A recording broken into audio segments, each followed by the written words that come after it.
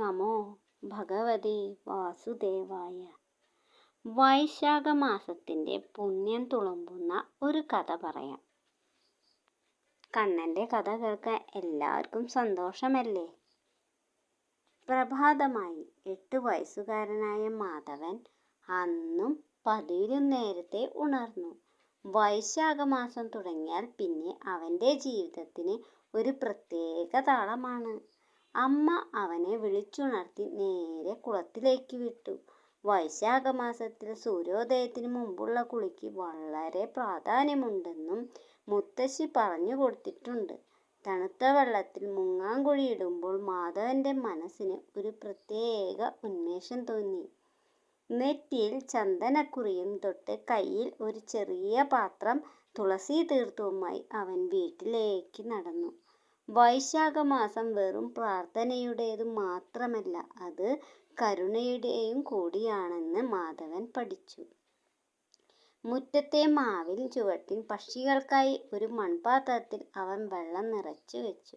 ചുട്ടുപൊള്ളുന്ന വെയിലിൽ വലയുന്ന പാവപ്പെട്ടവർക്ക് നൽകാനായി വീടിന് മുമ്പിൽ ഒരു നീർപ്പന്തൽ ഒരുക്കാൻ അവൻ അച്ഛനെ സഹായിച്ചു. വൈശാഖ മാസത്തിൽ ദാഹിക്കുന്നവർക്ക് ജലം നൽകുന്നത് ഭഗവാന് നൽകുന്നതിന് തുല്യമാണ് എന്ന് അച്ഛൻ പറയുന്നത് കേട്ടപ്പോൾ മാധവന്റെ കുഞ്ഞു മുഖത്ത് ഒരു പുഞ്ചിരി വിരിഞ്ഞു. വൈകുന്നേരം മാധവൻ മുത്തശ്ശിയുടെ കൈ പിടിച്ച് ഗ്രാമത്തിലെ വിഷ്ണു ക്ഷേത്രത്തിലേക്ക് പോയി. വൈശാഖ സന്ധ്യയിൽ ദീപങ്ങൾ തെളിഞ്ഞു നിൽക്കുന്ന ക്ഷേത്രമുറ്റം ഒരു സ്വർഗം പോലെ അവന് തോന്നി. ഭാഗവത പാരായണം കേട്ടിരിക്കുമ്പോൾ ഭഗവാൻ കൃഷ്ണന്റെ ലീലകൾ അവന്റെ മനസ്സിൽ സിനിമ പോലെ തെളിഞ്ഞു വന്നു.